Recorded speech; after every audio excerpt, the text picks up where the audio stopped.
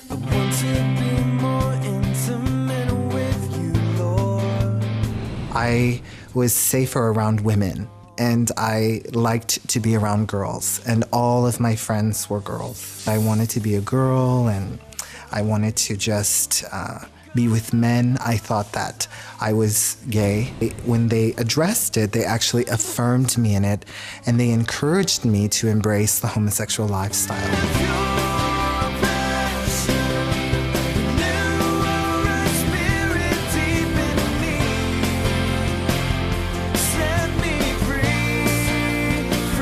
When I started to see that the people in front of me that were loving me actually had a real relationship with the Lord, that's when I realized this was real. God was real. Welcome to Pure Passion. My name is Jonathan Daugherty, and I'm your host for today's program. If you listen to the voice of the media today, it's very likely that you believe that homosexuals are born that way and that they cannot change. You've been told that free sexual expression is harmless, and that if someone chooses to be a drag queen or a prostitute, that it's their choice and that it's unloving and hateful for anyone to question the wisdom of that choice. Today's guest was all of those things, and he has something to tell you. My name's Daniel, and I grew up with my mom, and my dad was in the picture until I was about 1.5 years. He was very physically abusive to her, so she immediately got out of the relationship. And so I grew up without a father until I was about 4. I had a stepfather that came into the picture. He was a very abusive man as well, and he was an alcoholic. So I didn't feel very safe with him as I grew. Probably from the ages of 6 to 11, I would go and visit my father, my biological father, on the weekends. And when I was around him, he would abuse us a lot, just with physical abuse and sometimes emotional abuse. And he would use a lot of fear and different things. And so I was always afraid of him. And I didn't trust men at an early age. And so I think the earliest that I remember, I was 4 years old, and I was safer around women, and I liked to be around girls, and all of my friends were girls. And I had an older brother who was the exact opposite of me. I was more on the feminine side. My brother was more on the masculine side. But I grew up with just tremendous amount of gender confusion. I was confused about gender. I wanted to be more like a girl, and I didn't like being a boy. And so I didn't have a lot of support. I didn't have anyone there calling me out or helping me navigate this world of being male.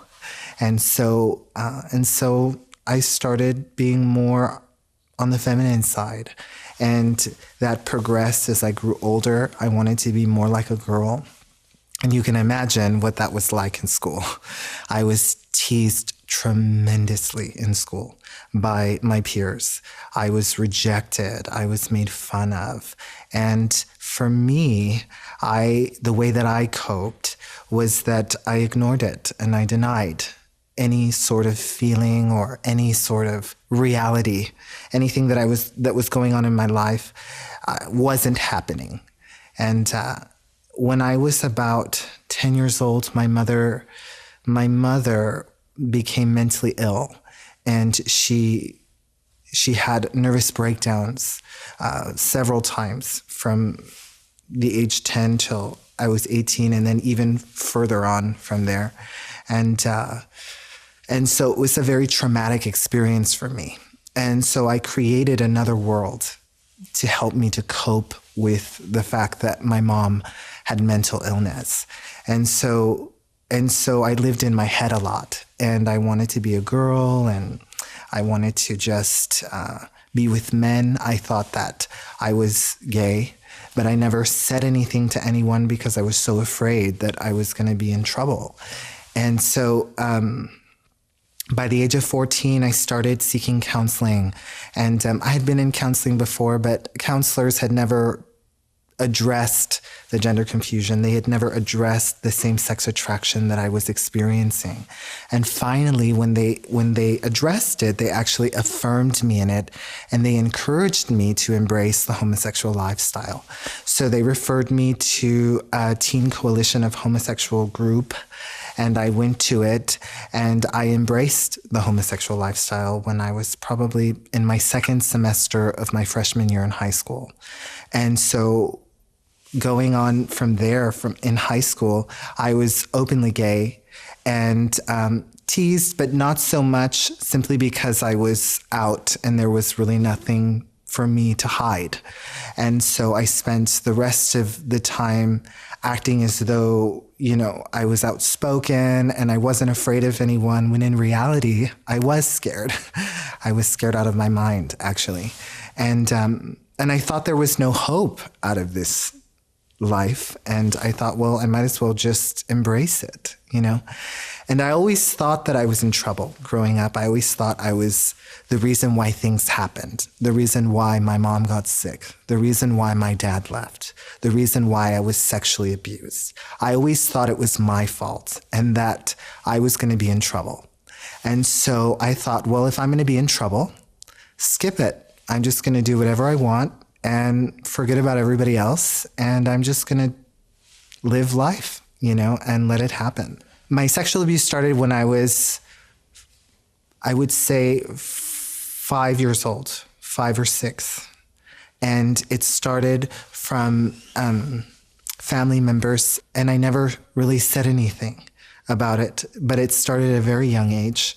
And then it started happening with peers that were older than me, and it started to happen, and I didn't know what to do. I thought it was normal. And I didn't know what to say because I didn't want, again, to be in trouble, because I thought that I was the reason why this was happening. I was just so devastated, and I grew up wanting to act like that never happened. The encounters that I would have with boys, as a young boy, I wanted to act like it never happened, and because it was so shameful, and I didn't really want that, and I didn't really want the same-sex feelings as well. It was just shameful because I didn't like the way I felt. I felt so dirty and used.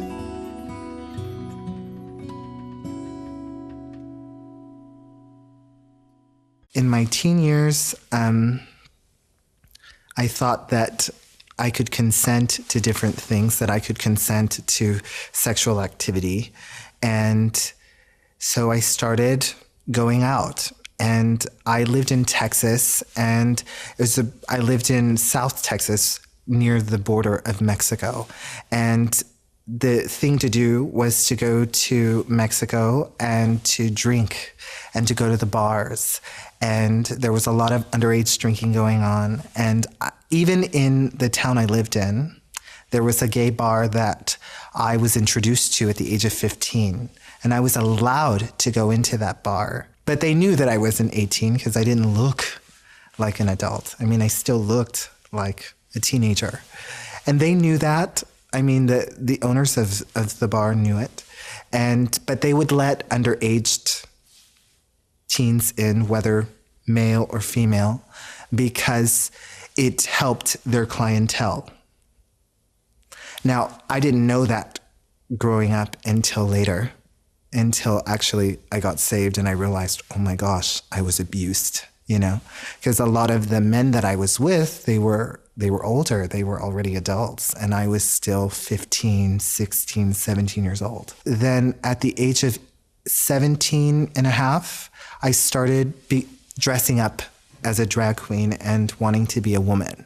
And because I grew up watching these cross-dressers, and I thought, well, this is I'm going to live this fantasy of wanting to be a girl. And so I did. I actually grew up watching the cross-dressers or the drag queens when I would go to the bars, and they would perform, and I would watch them perform, and I would see them, and I would think, wow, I want to be that. So I started to pursue it. And by the age of 18, I started to compete in pageants. And by the age of 19, I started to compete in professional pageantry. And I actually went all the way to a professional pageant in Texas for drag queens. It was actually called the Miss Gay Texas pageant. And so I went and I performed there. And but I remember sitting there and thinking to myself, why am I here? What is this life about? There's actually all of this, and there's no joy. There's no joy in my life. There's no answers to the questions I'm asking. And I don't know who I am. And so I started to go on a journey of trying to find out, Lord, if you don't want me to be doing this, then I need you to show me what you want me to be doing. I remember going to the youth group when I was a freshman in high school. And then I was dealing with addiction, drug addiction. I was dealing with even suicidal ideation and even trying to commit suicide. And I remember being 16 years old, and there was a neighbor who was a believer. And she one day said that the Lord put it on her heart to go and get me, that he pretty much spoke to her and said, go and get him. Go across the street, knock on his door, and go and invite him to church. And she had an argument with the Lord and was like, do you know who we're talking about here? Do you know who we're talking about here? No. And she was like arguing with the Lord until she acquiesced and she came across the street. I walked in and everybody was scared. All the teens just split the room, and rightly so, because I came in with a poncho, a rainbow poncho, and big, platform shoes and bell bottoms. I mean, it was just ridiculous, but I didn't have anything else to give them but just what I was going through and the person I was at that point. And so I just remember sitting there and listening about Jesus and what he was like. And I remember the woman who was preaching, she was the preacher for the youth group. She would just preach a storm, and she would just preach about the love of God and how God wanted to come and deliver people out of the things that they were going through. And she would pray for me. She would have me come up. And I remember one time she had the men pray for me. And I would just let them pray for me because I didn't know what else to do. I always wanted for the men in my life, or men in general, to accept me. And when they did, just to love me and to pray for me, that the Lord would just show me, talk to me, speak to me, whatever. I was happy with that, because it was some sort of connection with the male gender, and to me it meant so much, but I wasn't willing to change because I thought, well, I'm a gay man. I mean, I don't know what else to do. So I was 16 and a half, and it wouldn't be until I was 20 that I actually gave my life to the Lord. But when I was sitting in those drag queen pageants at 19, I knew, because I had prayed and I had asked the Lord to come into my heart. I'd asked the Lord to take my life. I'd asked the Lord to show me, to change me. And I didn't know how. I didn't have the tools. So I knew to cry out to God, because I had been introduced to him. I had experienced him in some ways, but I had not yet experienced him in the way to where my heart was ready to change and to where I knew he was my only hope. And so I think that I had to come to a crossroads, really, to where I was at the bottom, at rock bottom. And I had to ask myself the question, what hope do I have? And is there any hope? And that's when I knew to cry out to the Lord. because I knew that if he could send someone to me to knock on my door when I wanted to end it and I didn't want to live, I knew that he was there. I just didn't know that he wanted me.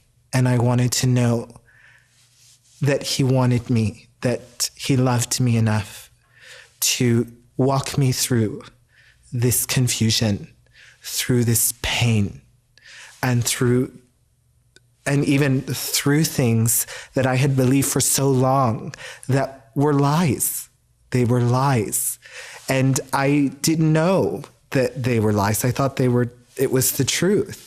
It was the truth. Well, you're just a homosexual, or you're just like one of the girls. Don't worry. You'll just be like one of the girls.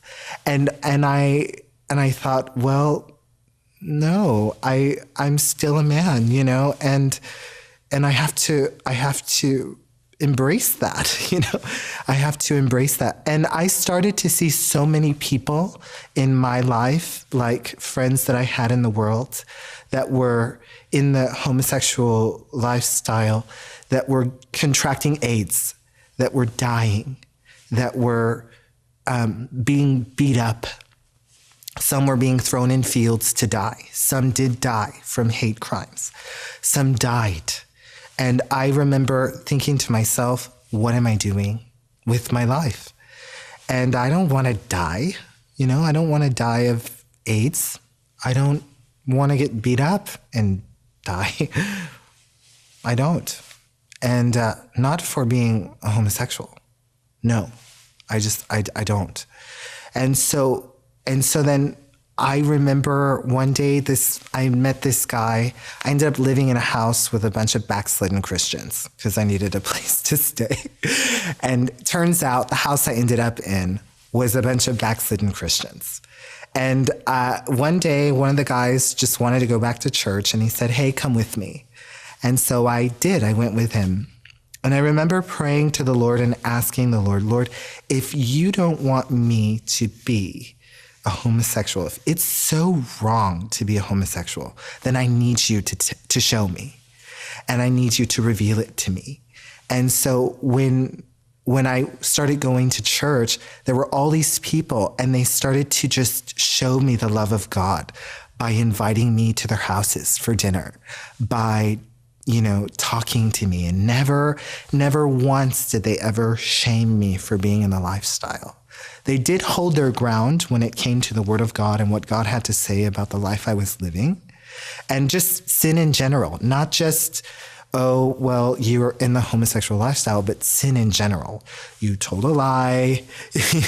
You're a sinner by nature, capable of all sorts of things. And God wants to be the answer to your life. He wants to be your life. And when I started to see that the people in front of me that were loving me actually had a real relationship with the Lord, that's when I realized this was real. God was real, and he had the power to deliver people out of addiction, because I had seen it in people that were telling me their lives and how God delivered them.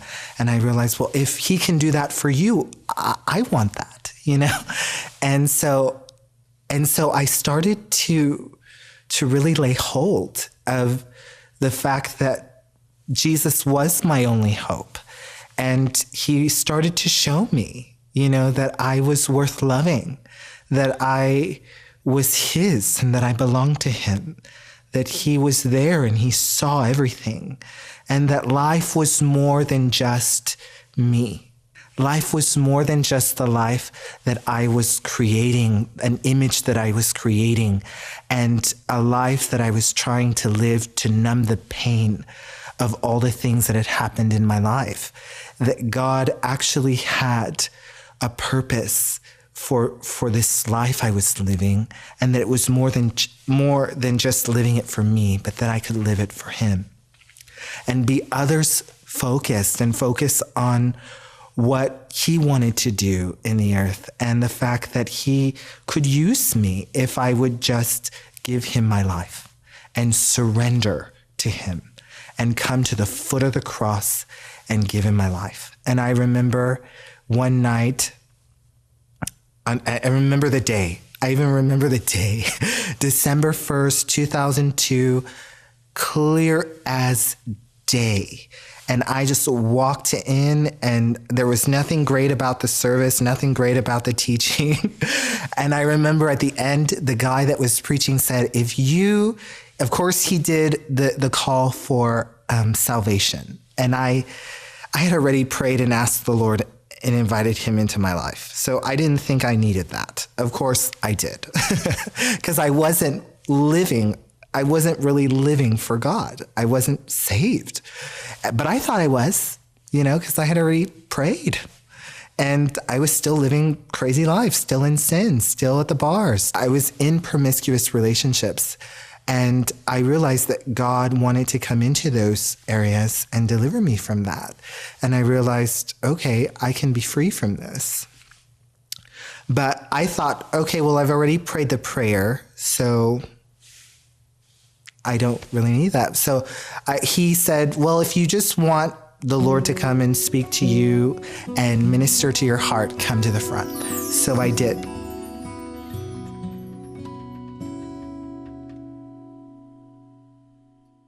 And I came to the front, and people started praying for me. And I remember there was this man, and he prayed for me. It was the father of the minister that had ministered that night. It was middle-aged guy, and he just came up to me and he started ministering to my heart, and he started talking to me about how God saw me and how the Father loved me. And it was something so simple, like, he loves you. And he just kept saying it. He loves you, and he cares about you, and you belong to him. And I just started to cry, and I thought, really? Look at me. He loves me. Like, don't you know? Like, I'm thinking in my head, I'm having this conversation in my head. Don't you know where I've been? Don't you know what I've done? Oh my goodness. How could you love me? And I remember just feeling the love of God for the first time, experiencing the presence of what I now know to be the Holy Spirit, and experiencing him. And I just was like, what is going on here? It was like the Lord had entered me just as this man was speaking to me, and I was crying and just belting out a cry. It was like I had never cried like that in my life. And I just remember experiencing the love of God and knowing that something was going on the inside, and that he had finally come into my life. And I remember just saying out loud, okay, I submit. Lord, I submit to you. I submit. And I just falling to my knees. And I even hugged the guy. I don't even know if he wanted to hug me, but I just hugged him. I just reached out and I hugged him, and he hugged me back. And I just cried on his shoulder for about 15 minutes. And I had so many other people praying for me. There was this mother, and she was praying for me. And I remember being at the altar worshiping the Lord, just because I knew that he was speaking to my heart and that he had answered the question, yes, I can deliver you. I can deliver you and show you that you were not made to be a homosexual. You were not made to do all those things that you've been doing. You were not made to be a woman. You were not made to wear a dress. You were not made for that. But it was through his love that I experienced that. It wasn't, someone just hitting me over the head with the Bible and just commanding that I change. It was because I experienced his presence. It was because he talked to me. He actually spoke to my heart through other people. And even as I was in his presence, I realized his love was so real, and it was so apparent that I was in sin. It was so apparent to me that I was in sin that I knew that I needed him, that I had need of him, and that I didn't have to be ashamed of needing him. You know, I remember my father always, whenever we would come around, it was always like we were a burden to him. He had to send child support. He was always working like crazy as a truck driver. And I always felt so responsible for his agony, for his pain, for the fact that he works so much because he had to support us. But when I experienced the love of the Father, the way that I did on December 1st, 2002, I'm telling you, my life was changed. And I realized that I'm not a burden. I'm not a burden. And that He created me for His glory. Got the steps I'm taking.